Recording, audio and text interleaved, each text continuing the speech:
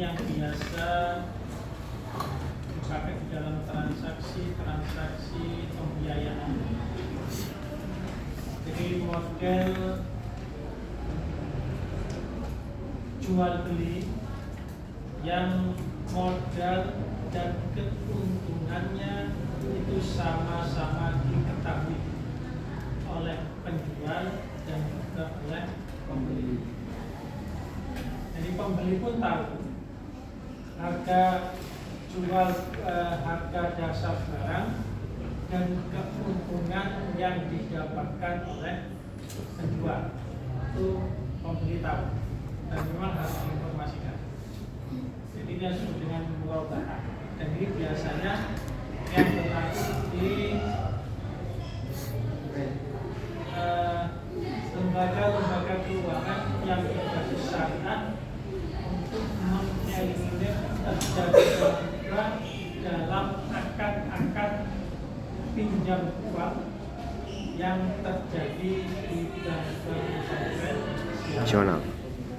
Jadi ketika saya butuh modal, saya pinjam uang itu bukan akadnya adalah pinjam uang, tetapi akad pembiayaan yang sering disebut dengan akad murabahah.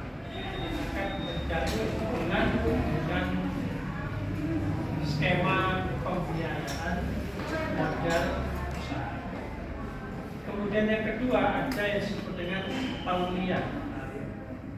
Tauliyah itu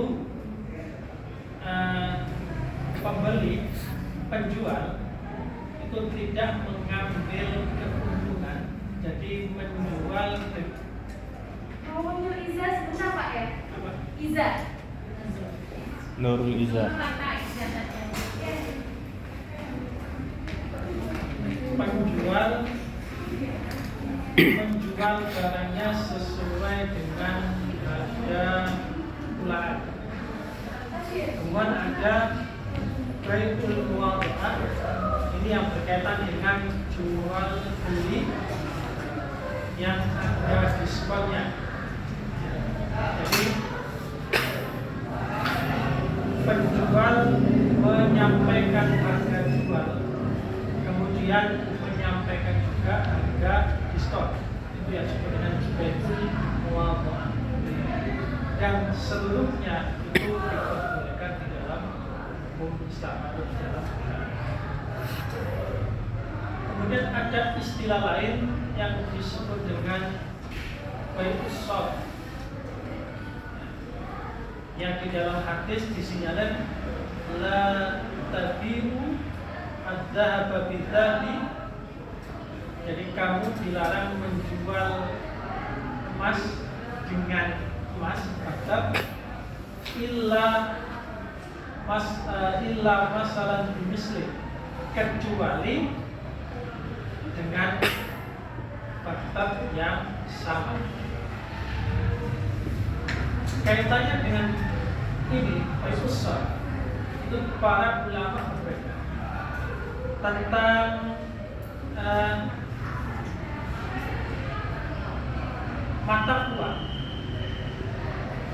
mata uang yang berlaku pada masa Rasul, yang di sana ada istilah dinar, kemudian ada istilah apalagi yang perak itu Dirham. Dirham dan apakah mata uang pada saat ini dianggap sama dengan nilai mata uang yang ada sekarang? Itu para ulama. Bagi yang mengatakan uang kertas sekarang atau uang logam, uang dirham, itu kalau kesimpulannya tidak bisa dipersamakan dengan nilai mata uang misalnya yang berbasis emas atau perak, maka model transaksi yang baik yang mirip-mirip dengan itu tidak bisa dihukumi sebagai riba. Perbedaannya adalah nilai mata uang itu ditentukan berdasarkan legitimasi dari sebuah lembaga yang punya otoritas. Kalau ini kertas, kemudian di kertas ini dipakai oleh Bank Indonesia kertas, ditempeli gambar, dikasih harga 10.000, maka uang kertas ini bernilai 10.000. Kalau seandainya uang ini dinyatakan tidak berlaku, maka ini kembali menjadi sebuah kertas. Beda dengan uang dinar, emas. Seandainya nilai uang, jadi uang dalam emas kemudian dicetak, di situ ada nilai angkanya. Kalau uang itu dinyatakan tidak berlaku, maka nilainya hilang, tapi komoditas emasnya masih ada. Sehingga ini tidak ada pengaruh dengan beda dengan.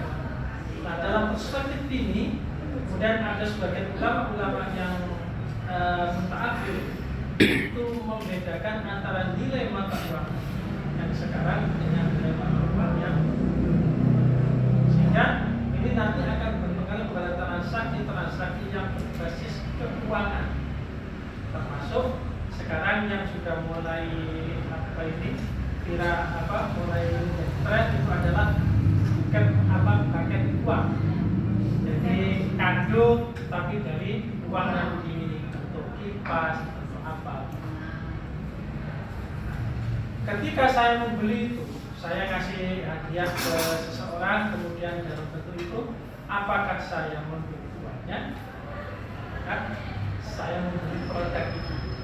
Karena misalnya di situ ada uang 100 ribuan, 10, kemudian dibentuk kipas, dibentuk apa itu dalam paket itu, kemudian mesti nilainya lebih tinggi. Kalau uangnya di situ 1 juta, berarti mesti bisa 1.200.000 bisa.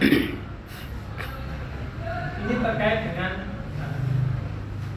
kalau kita mengikuti pendapat yang nilai mata uang sekarang itu tidak hanya sebagai alat tukar, tetapi menjadi satuan nilai dari unit-unit komoditas, maka itu tidak bisa dianggap sebagai sebuah dari transaksi yang disebut dengan short yang dilarang oleh hadis, sebagaimana yang saya katakan tadi udah dilarang. Jadi ini beberapa hal yang terkait dengan ini prinsip-prinsip di dalam fikih. Kemudian terkait dengan riba, itu secara prinsip yang harus dipahami. Jadi kan ada istilah laba, ada istilah riba. Jadi kalau riba itu berarti ada penambahan dalam ra'sul mal, dalam pokok uang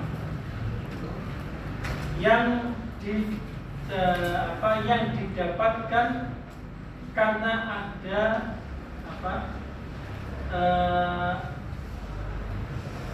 dari proses awalnya riba itu terjadi pada utang piutang, dalam hal utang piutang. Jadi ketika ada transaksi utang piutang, kemudian ada jatuh tempo, yang dalam proses jatuh tempo itu ada penambahan ra'sul mal dari yang disebabkan karena maju dan mundurnya jatuh tempo tadi, itu baru disebut dengan riba. Kalau kesepakatan awal, ya kaitannya dengan jual beli kredit tadi. Kalau kesepakatan awal itu memang sudah ada di situ, kemudian ini ada nilai kurs uang dengan barang, maka itu tidak bisa dijadikan sebagai riba. Karena apa? Karena kalau Anda saat ini Anda pinjam saya uang 1 juta, 1 tahun ke depan nilai 1 juta itu akan turun. Kan? Kenapa? Karena 1 juta saat ini mungkin bisa dibuat beli kulkas misalnya. Tapi tahun depan harga kulkasnya naik, uangnya tetap. Ya sama dengan tanah itu. 100 juta bisa dibuat beli tanah 1 karbin. Tahun depan uangnya tetap 100 juta, nilai harga karbinnya berarti kan nilai uang itu menjadi turun kan ini. Maka kalau Anda beli ke saya dengan harga 100 juta kemudian Anda cicil 5 tahun dengan uang yang sama, berarti yang rugi siapa? Saya kan? Peminjam. Karena nilai 100 juta itu sudah turun. Bisa jadi nilainya setara dengan 50 juta. Karena apa? Sudah tidak bisa saya buat beli untuk kaplingan lagi karena kaplingannya Naik. itu bagian dari hal-hal yang harus kita perhatikan. Jadi di sini hanya saya bicara secara umum. Ini yang harus kita perhatikan di dalam menilai apakah setiap transaksi yang ada kelebihan dari uang pokok itu dianggap riba atau Bukan. Kenapa? Karena nilai mata uang dan plus barang saat itu berbeda dengan masa dulu.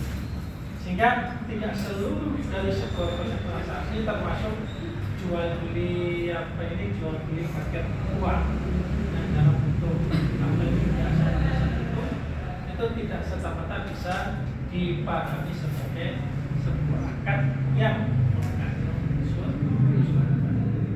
Tapi kita juga tidak boleh mempermudah itu.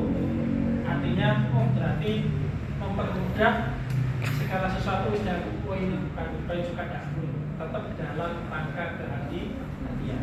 Yang secara prinsip itu, kalau dalam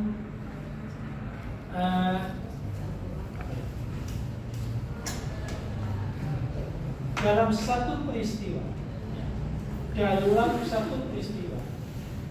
yang kecenderungannya itu adalah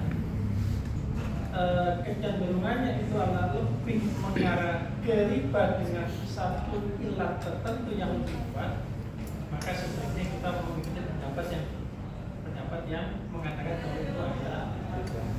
Tapi kalau tidak ada masalah. Jadi misalnya kan contoh yang mengatakan tadi itu jual beli yang dilebihkan, itu pasti tidak bisa disebut sebagai Riba. Karena apa? Karena tidak memenuhi kriteria. Kriterianya apa? Ya satu itu kan keinginan dari penjual. Sama dengan saya jualan bakso, kemudian Anda saya kasih bunga supaya cepat habis, itu tidak apa-apa, sama dengan itu saja. Karena saya dulu juga pernah istri saya jualan itu, anak yang ikut saya itu beda. Kalau yang jualan ini uangnya dagangannya belum habis dapat uang banyak. Kalau yang jual ini uangnya barangnya habis uangnya dapat sedikit. Karena apa? Karena kita ngeladeni yakin Lebih. Betul. Terlalu murah. Ya, terlalu murah maksudnya biar cepat pulang. Jadi unsur antara keridoannya itu menjadi satu kriteria tertentu apakah ini menjadi akad yang diharapkan ataukah tidak. Kenapa? Karena dari prinsip ini adanya halatul ikhtiar, kondisi di mana kita bisa memilih ataukah kita tidak punya pilihan lain. Nah ini yang menjadi inti dari kriteria yang akan ketika ada ra'sul mal itu dianggap sebagai itu riba. Makanya dalam kaitannya dengan ketika ada seseorang yang dalam hitungan waktu kemudian atau kredit atau apa yang tidak bisa bayar, itu sebenarnya tidak boleh dikenakan denda. Karena apa? Karena pasti denda itu menjadi riba. Bukan akad dengan temponya itu, tapi yang ribanya adalah konsekuensi dari dendanya. Ya, ketidakmampuan bayar atau mundurnya jangka waktu. Tapi kalau waktu yang telah disepakati di awal itu tidak termasuk dari bagian riba, maka kredit itu boleh. Kredit itu boleh. Karena apa? Karena itu dan juga tidak termasuk dari jual beli dengan dua harga. Jadi tidak termasuk. Karena yang dimaksud dengan jual dua harga itu bukan dalam proses ini. Karena pada saat transaksi awal itu kita pada posisi alatul ikhtiar, kita boleh memilih, dan itu adalah pilihan. Baik, saya kira itu. Dan ini pertemuan terakhir. Saya mohon maaf.